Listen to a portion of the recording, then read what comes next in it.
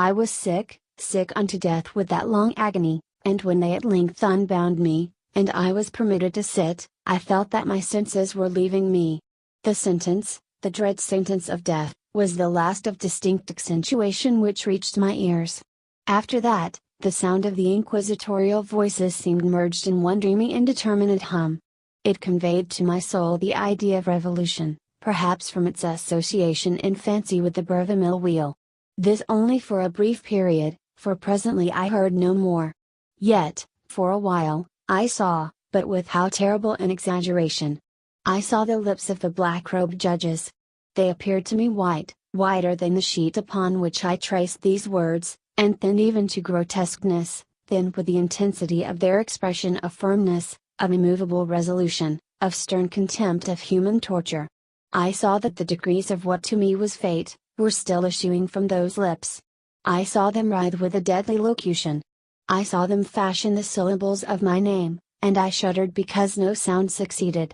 I saw, too, for a few moments of delirious horror, the soft and nearly imperceptible waving of the sable draperies which enwrapped the walls of the apartment. And then my vision fell upon the 7 tall candles upon the table. At first they wore the aspect of charity, and seemed white and slender angels who would save me, but then, all at once, there came a most deadly nausea over my spirit, and I felt every fiber in my frame thrill as if I had touched the wire of a galvanic battery, while the angel forms became meaningless specters, with heads of flame, and I saw that from them there would be no help. And then there stole into my fancy, like a rich musical note, the thought of what sweet rest there must be in the grave.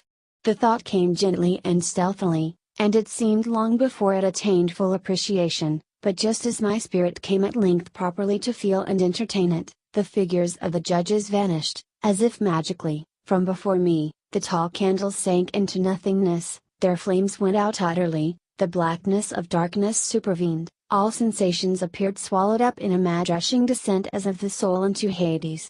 Then silence, and stillness, nightward the universe. I had swooned, but still will not say that all of consciousness was lost. What of it there remained I will not attempt to define, or even to describe, yet all was not lost. In the deepest slumber, no. In delirium, no. In a swoon, no. In death, no. Even in the grave all is not lost. Else there is no immortality for man. Arousing from the most profound of slumbers, we break the gossamer web of some dream. Yet in a second afterward, so frail may that web have been, we remember not that we have dreamed.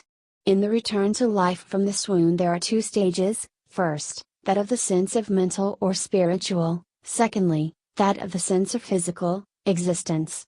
It seems probable that if, upon reaching the second stage, we could recall the impressions of the first, we should find these impressions eloquent in memories of the gulf beyond. And that gulf is, what? How at least shall we distinguish its shadows from those of the tomb? But if the impressions of what I have termed the first stage, are not, at will, recalled, yet, after long interval, do they not come unbidden, while we marvel whence they come? He who has never swooned, is not he who finds strange palaces and wildly familiar faces in coals that glow, is not he who beholds floating in midair the sad visions that the many may not view, is not he who ponders over the perfume of some novel flower, is not he whose brain grows bewildered with the meaning of some musical cadence which has never before arrested his attention. Amid frequent and thoughtful endeavors to remember, amid earnest struggles to regather some token of the state of seeming nothingness into which my soul had lapsed, there have been moments when I have dreamed of success, there have been brief, very brief periods when I have conjured up remembrances which the lucid reason of a later epoch assures me could have had reference only to that condition of seeming unconsciousness. These shadows of memory tell, indistinctly, of tall figures that lifted and bore me in silence down, down, still down, till a hideous dizziness oppressed me at the mere idea of the interminableness of the descent. They tell also of a vague horror at my heart, on account of that heart's unnatural stillness. Then comes a sense of sudden motionlessness throughout all things, as if those who bore me, a ghastly train, had outrun, in their descent, the limits of the limitless, and paused from the wearisomeness of their toil. After this I call to mind flatness and emptiness, And then all is madness, the madness of a memory which busies itself among forbidden things. Very suddenly there came back to my soul motion and sound, the tumultuous motion of the heart, and, in my ears, the sound of its beating. Then a pause in which all is blank. Then again sound, and motion, and touch, a tingling sensation pervading my frame. Then the mere consciousness of existence, without thought, a condition which lasted long.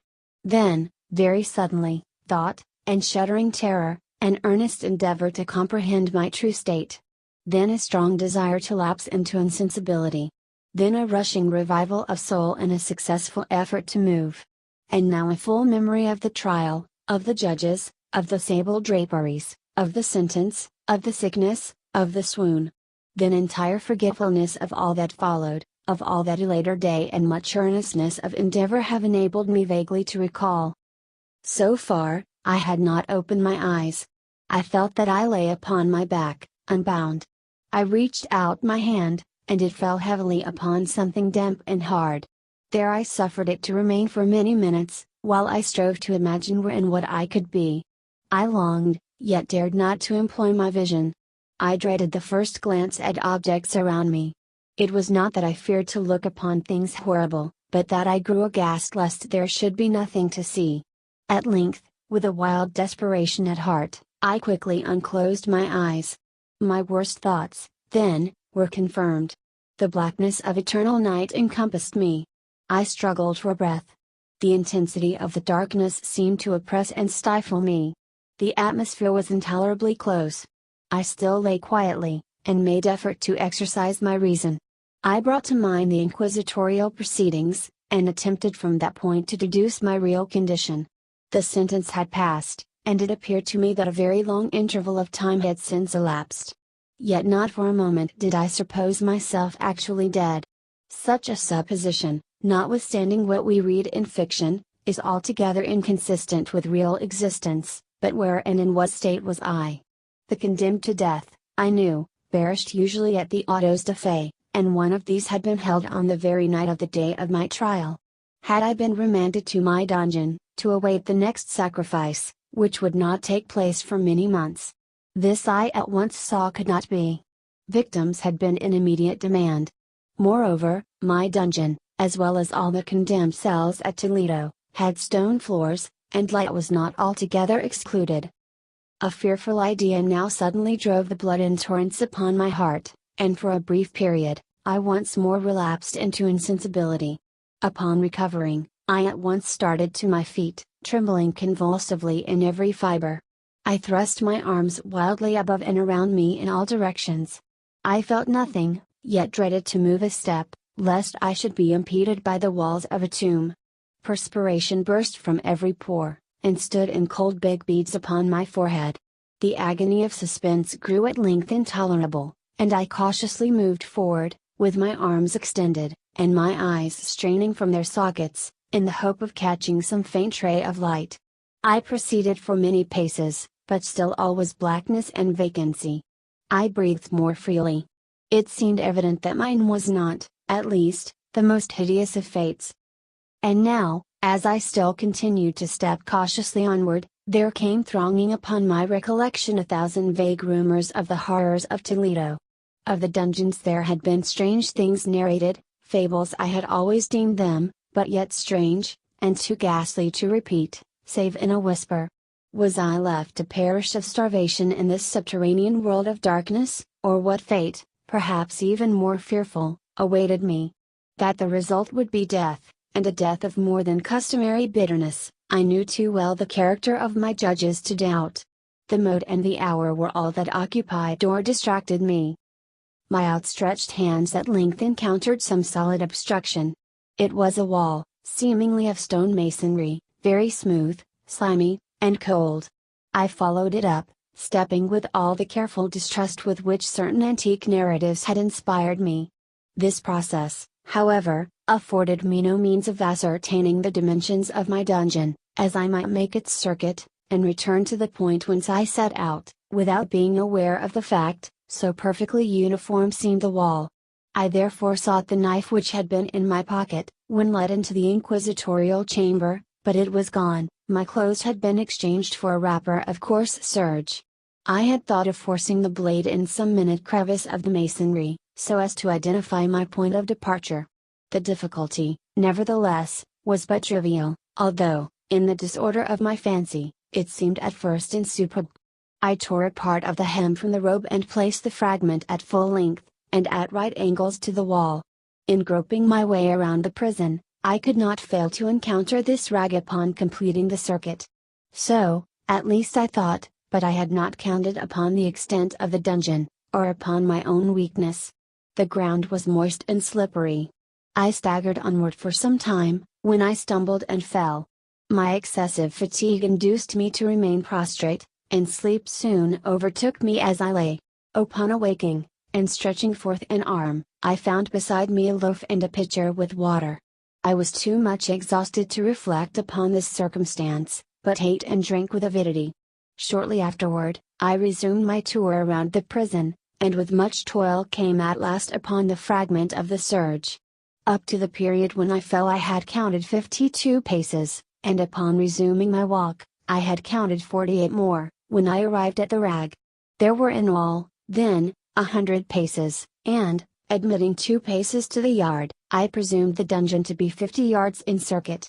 I had met, however, with many angles in the wall, and thus I could form no guess at the shape of the vault, for vault I could not help supposing it to be. I had little object, certainly no hope these researches, but a vague curiosity prompted me to continue them. Quitting the wall, I resolved to cross the area of the enclosure. At first I proceeded with extreme caution, for the floor, although seemingly of solid material, was treacherous with slime.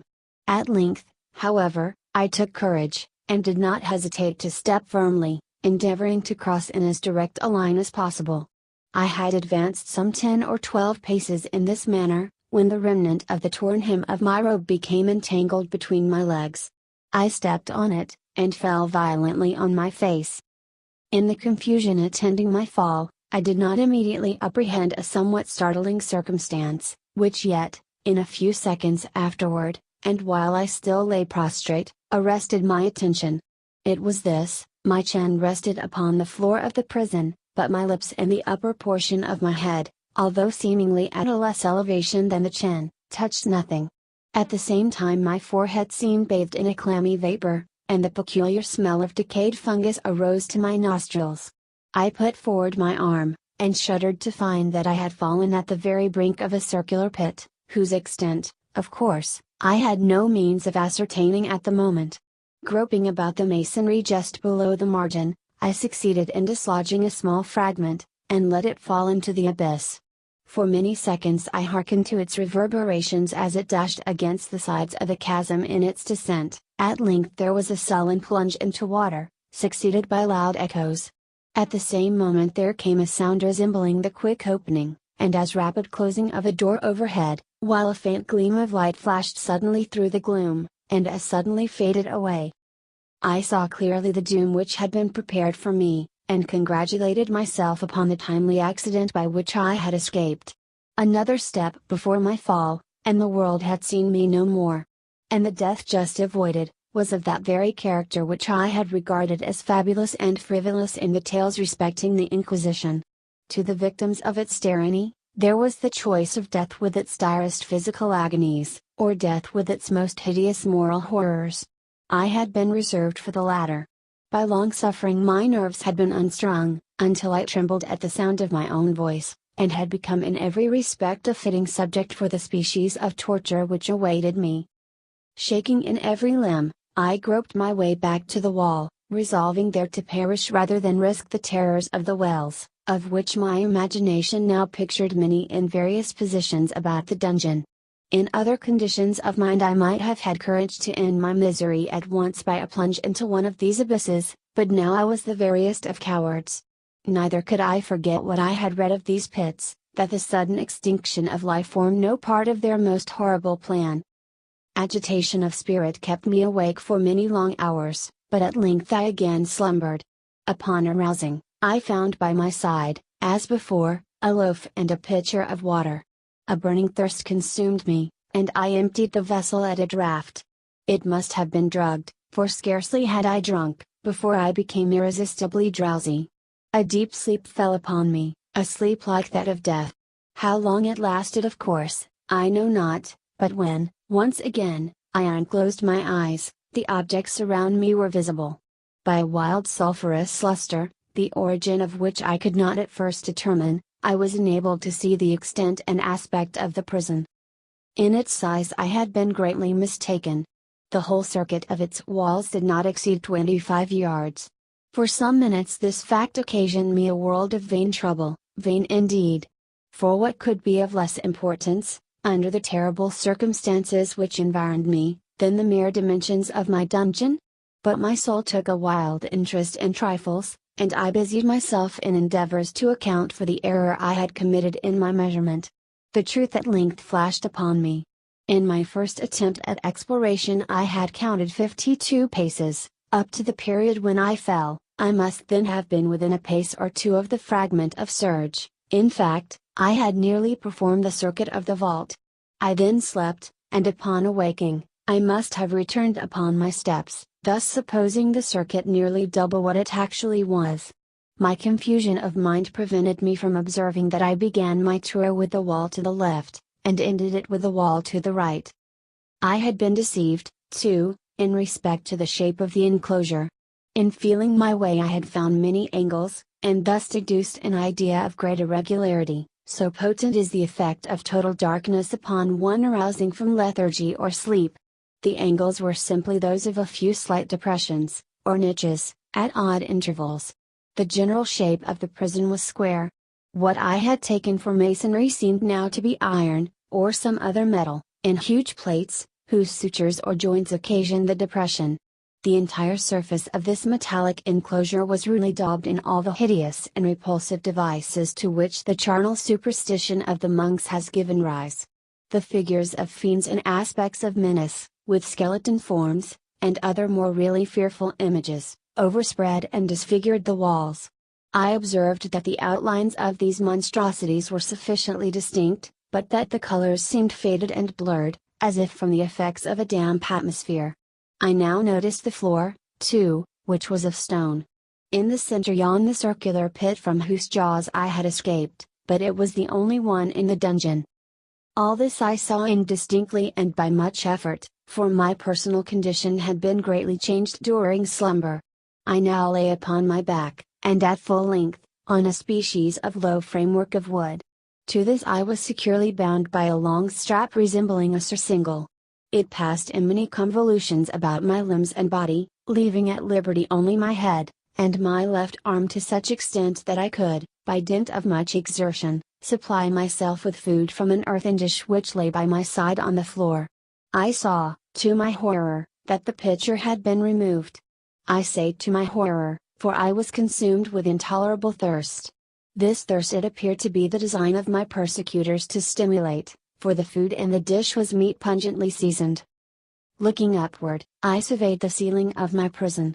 It was some 30 or 40 feet overhead, and constructed much as the side walls.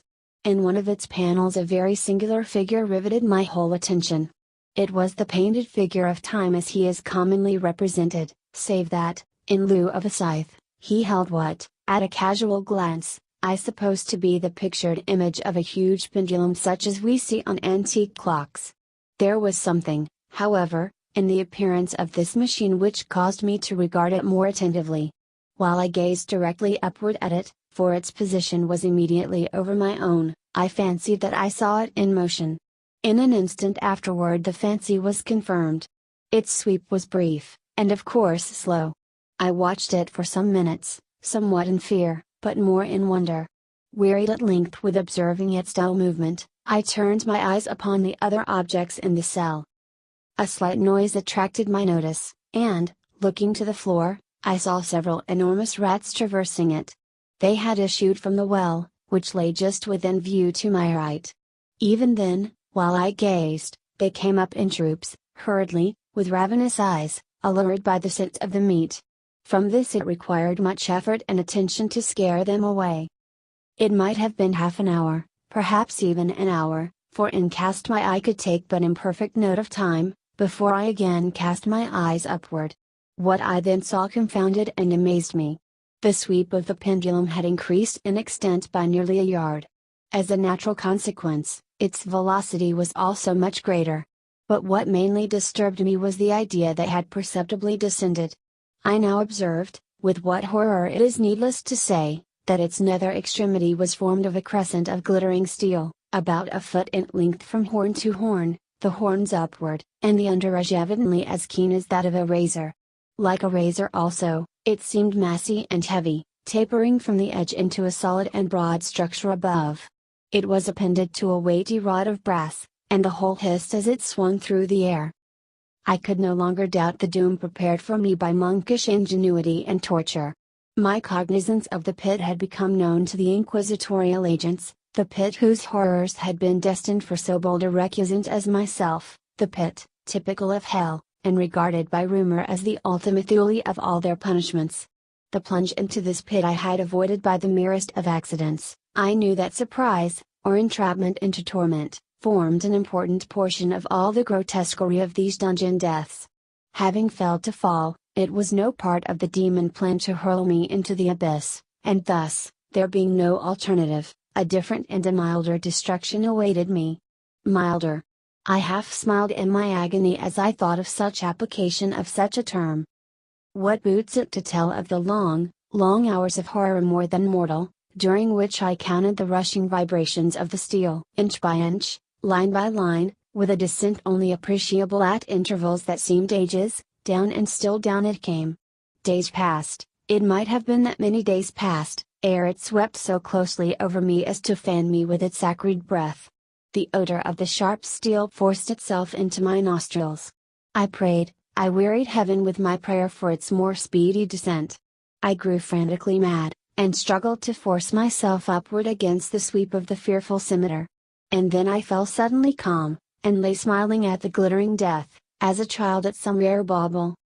There was another interval of utter insensibility. It was brief, for, upon again lapsing into life there had been no perceptible descent in the pendulum.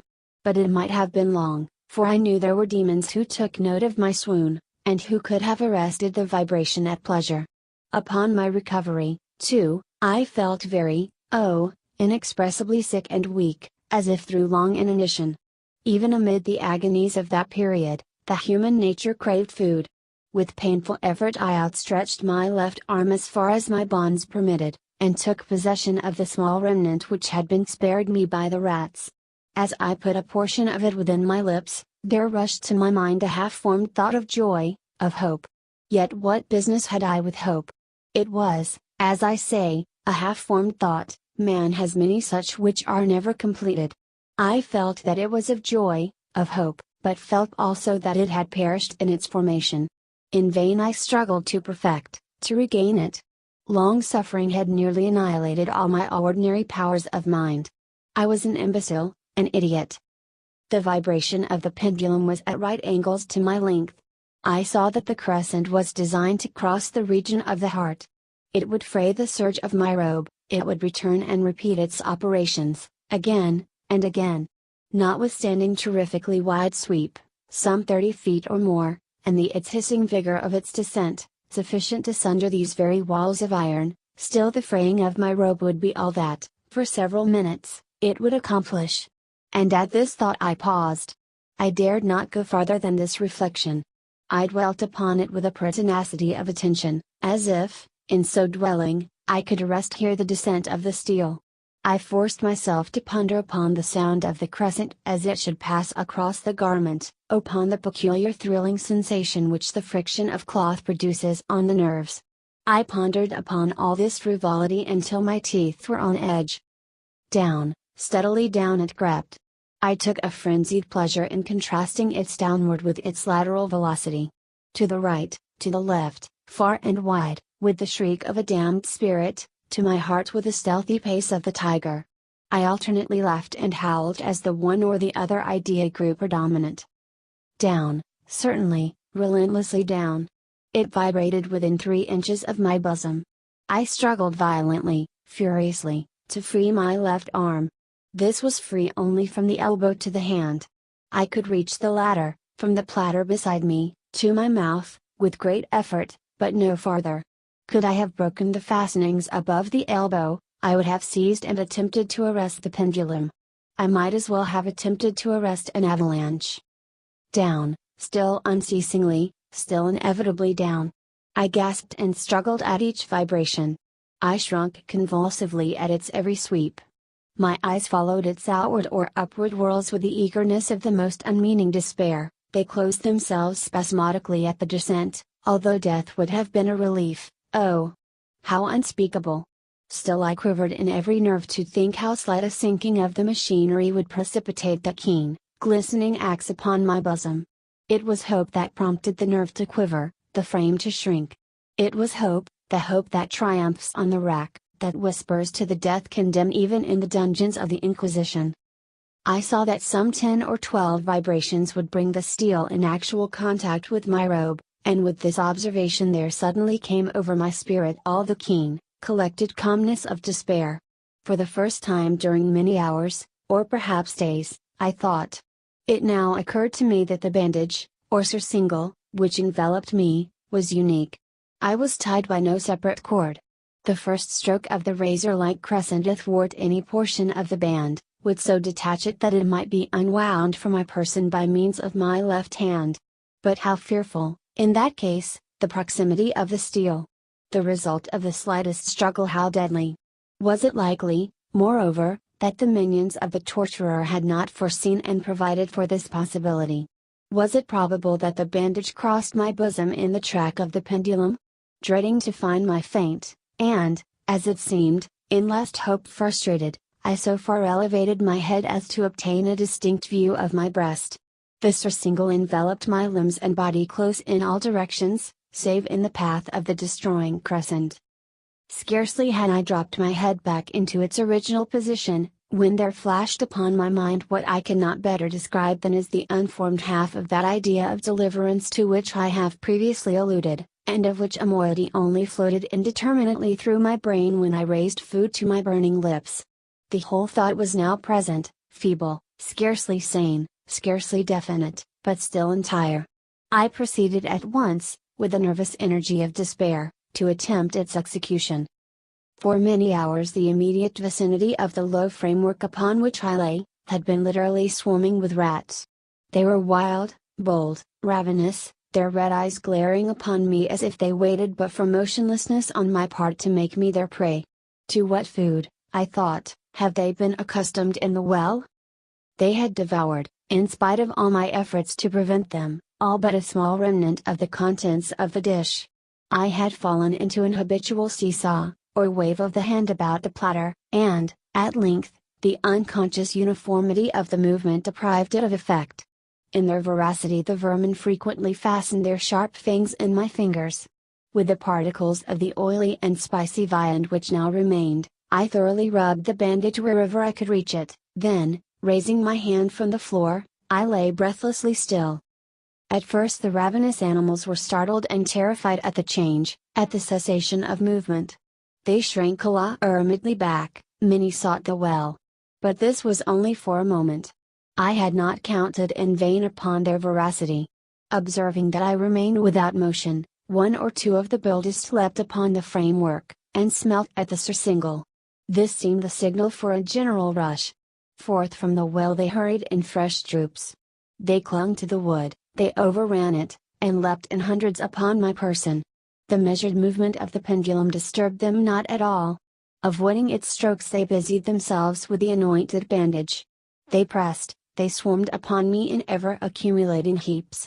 They writhed upon my throat, their cold lips sought my own, I was half stifled by their thronging pressure. Disgust, for which the world has no name, swelled my bosom, and chilled, with a heavy clamminess, my heart. Yet 1 minute, and I felt that the struggle would be over. Plainly I perceived the loosening of the bandage. I knew that in more than one place it must be already severed. With a more than human resolution I lay still. Nor had I erred in my calculations, nor had I endured in vain. I at length felt that I was free. The surcingle hung in ribbons from my body.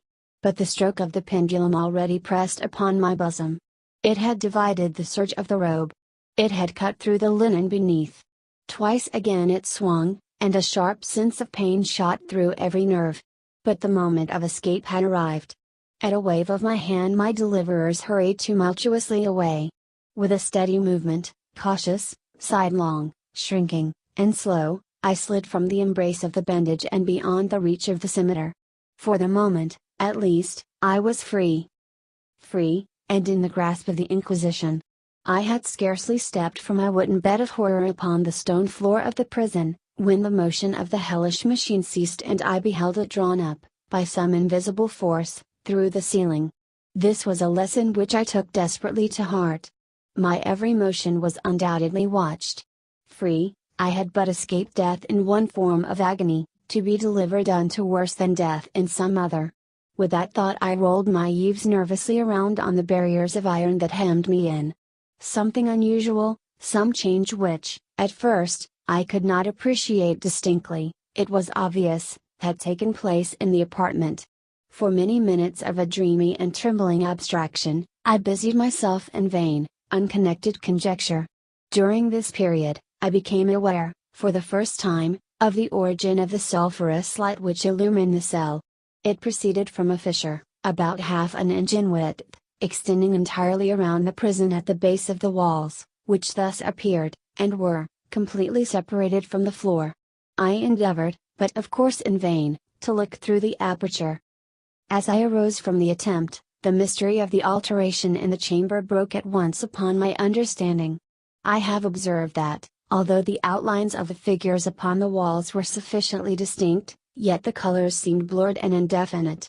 These colors had now assumed, and were momentarily assuming, a startling and most intense brilliancy, that gave to the spectral and fiendish portraitures an aspect that might have thrilled even firmer nerves than my own. Demon eyes, of a wild and ghastly vivacity, glared upon me in 1,000 directions, where none had been visible before, and gleamed with the lurid luster of a fire that I could not force my imagination to regard as unreal. Unreal, even while I breathed there came to my nostrils the breath of the vapor of heated iron. A suffocating odor pervaded the prison. A deeper glow settled each moment in the eyes that glared at my agonies. A richer tint of crimson diffused itself over the pictured horrors of blood. I panted. I gasped for breath. There could be no doubt of the design of my tormentors. Oh! Most unrelenting! Oh! Most demoniac of men! I shrank from the glowing metal to the center of the cell. Amid the thought of the fiery destruction that impended, the idea of the coolness of the well came over my soul like balm. I rushed to its deadly brink. I threw my straining vision below. The glare from the enkindled roof illumined its inmost recesses. Yet, for a wild moment, did my spirit refuse to comprehend the meaning of what I saw. At length it wrestled its way into my soul, it burned itself in upon my shuddering reason. Oh! For a voice to speak, oh! Horror, oh! Any horror but this! With a shriek, I rushed from the margin, and buried my face in my hands, weeping bitterly.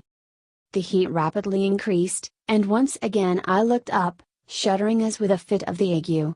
There had been a second change in the cell, and now the change was obviously in the form. As before, it was in vain that I, at first, endeavored to appreciate or understand what was taking place. But not long was I left in doubt. The inquisitorial vengeance had been hurried by my twofold escape, and there was to be no more dallying with the King of Terrors. The room had been square. I saw that two of its iron angles were now acute, two, consequently, obtuse. The fearful difference quickly increased with a low rumbling or moaning sound. In an instant the apartment had shifted its form into that of a lozenge. But the alteration stopped not here. I neither hoped nor desired it to stop. I could have clasped the red walls to my bosom as a garment of eternal peace. Death, I said, any death but that of the pit. Fool! Might I have not known that into the pit it was the object of the burning iron to urge me? Could I resist its glow? Or, if even that, could I withstand its pressure? And now, flatter and flatter grew the lozenge, with a rapidity that left me no time for contemplation. Its center, and of course, its greatest width, came just over the yawning gulf. I shrank back, but the closing walls pressed me resistlessly onward. At length for my seared and writhing body there was no longer an inch of foothold on the firm floor of the prison. I struggled no more, but the agony of my soul found vent in one loud, long, and final scream of despair. I felt that I tottered upon the brink. I averted my eyes. There was a discordant hum of human voices. There was a loud blast as of many trumpets. There was a harsh grating as of 1,000 thunders. The fiery walls rushed back. An outstretched arm caught my own as I fell, fainting, into the abyss. It was that of General Lasalle.